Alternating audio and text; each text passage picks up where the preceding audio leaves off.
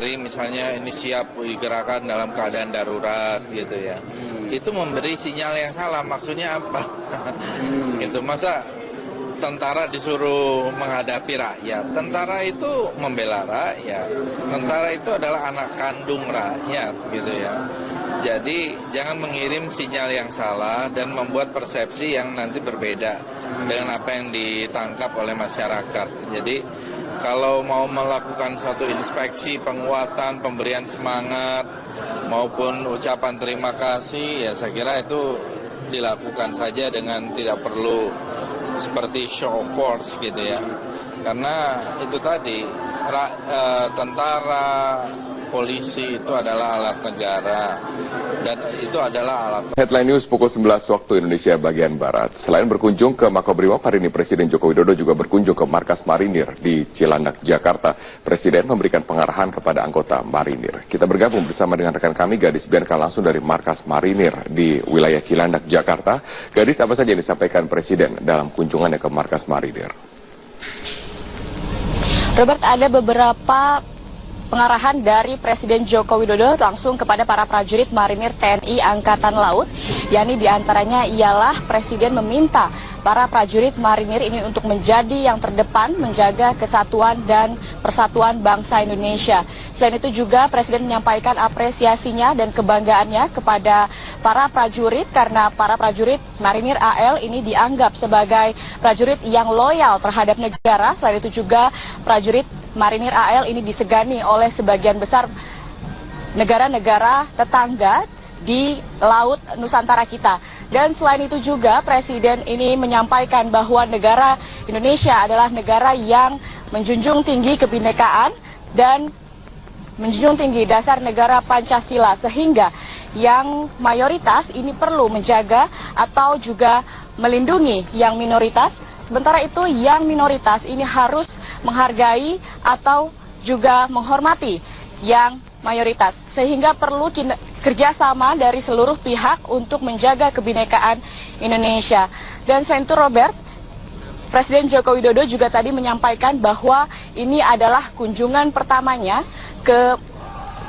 kunjungan keduanya ke markas atau Mako Marinir TNI AL di Cilandak Timur, dan ini merupakan yang pertama bagi dirinya setelah menjadi presiden karena kunjungan pertamanya ia datang berkunjung ke Mako Marinir saat menjadi Gubernur DKI Jakarta.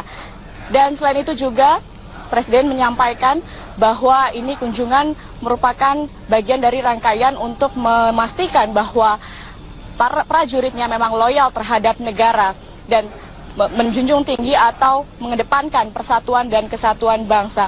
Berikut petikan dari keterangan pers Presiden Joko Widodo. Saya ingin memastikan bahwa semuanya loyal pada negara, setia pada Pancasila, pada Undang-Undang Dasar 1945, pada NKRI, pada kebinekaan kita. Sehingga kalau sudah bertemu dan dekat seperti ini, bisa kita rasakan. Prajurit kita siap.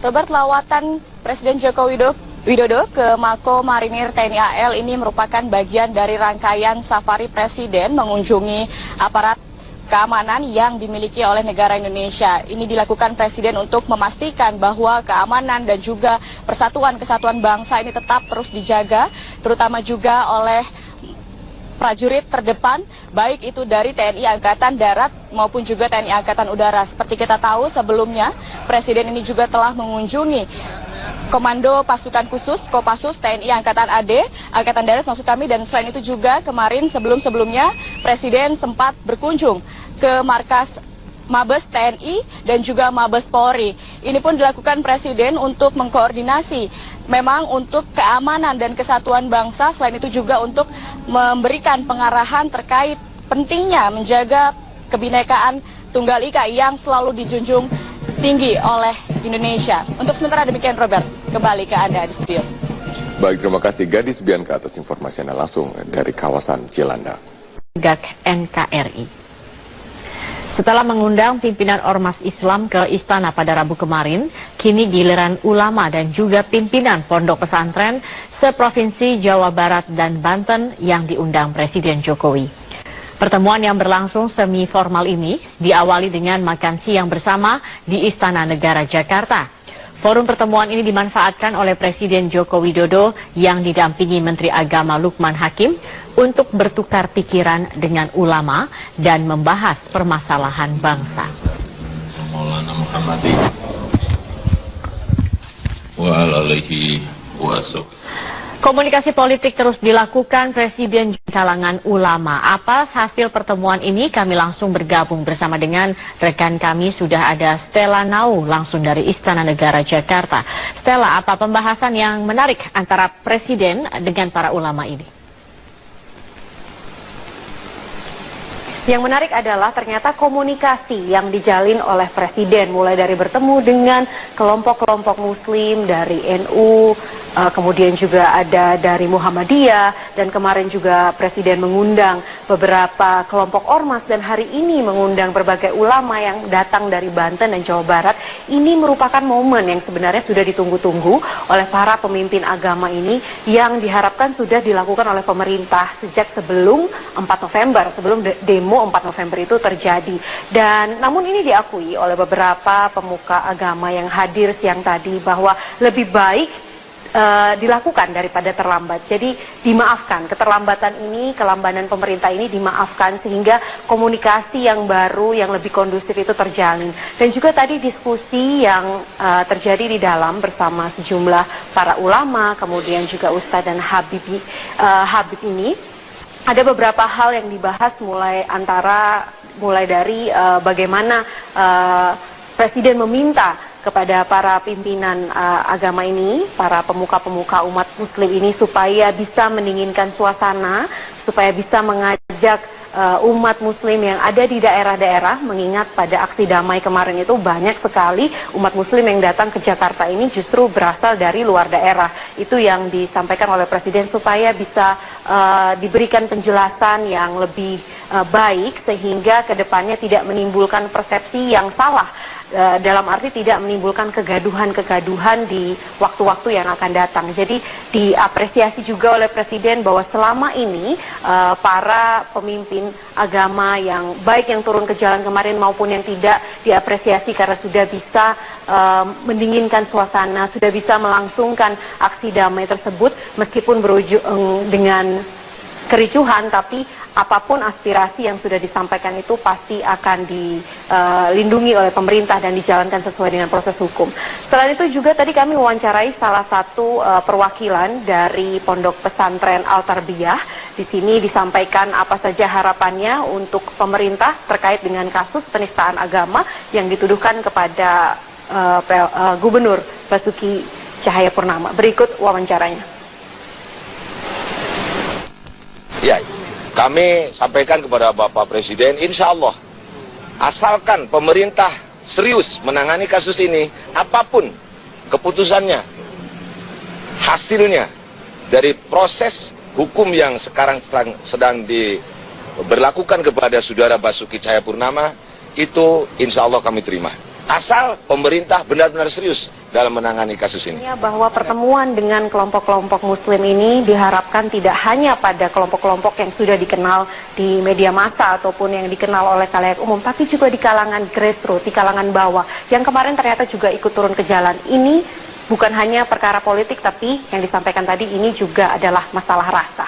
Kembali ke Anda, Zakia. Baik, Stella Nau, terima kasih atas informasi Anda. Terus menegaskan dirinya sebagai Panglima tertinggi TNI dapat menggerakkan pasukan Kopassus jika keadaan darurat. Hal ini diungkapkan Jokowi saat mengunjungi markas Kopassus di Cijantung, Jakarta.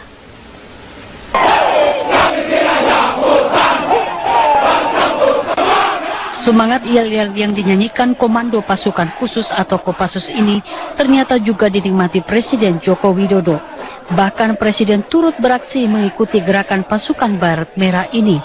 Dalam pertemuan di markas Kopassus Cijantung, Jakarta Timur hari ini, Jokowi kembali menegaskan peran Presiden adalah Panglima tertinggi di Indonesia. ini merupakan pasukan cadangan yang dalam keadaan emergensi, dalam keadaan darurat. Inilah pasukan cadangan yang bisa saya gerakkan sebagai Panglima tertinggi lewat Pangap, lewat Panglima TNI untuk keperluan-keperluan khusus. Tidak hanya itu, di hadapan ratusan personel Kopassus, Jokowi juga menyinggung peran militer bukan sekedar pengamanan teritorial. Yang tidak kalah penting adalah mampu menjadi perekat kemajemukan bangsa sebagai wujud amanat Pancasila Bhinneka Tunggal Ika. TNI adalah satu, yakni Tentara Nasional, yang bisa berdiri tegak mempersatukan ras, mempersatukan suku, mempersatukan agama dalam mewujudkan cita-cita kemerdekaan dan terus menjaga kebhinneka tunggal ikaan. Karena hanya dengan itu Indonesia bisa menjadi bangsa yang majemuk. Dalam sepekan terakhir, Jokowi menggelar pertemuan dengan sejumlah anggota TNI Polri, juga tokoh pimpinan organisasi masyarakat. Diawali dengan berkunjung mendadak ke Mabes TNI Angkatan Darat di Jalan Veteran, Jakarta Pusat, kemudian bertatap muka dengan anggota Polri di PT IKA Jakarta Selatan. Dalam berbagai kesempatan tersebut, Jokowi terus menyerukan keberagaman di Nusantara adalah sebuah keniscahayaan, justru bukan sebagai alasan provokasi dan politisasi pemecah belah bangsa. Tim Liputan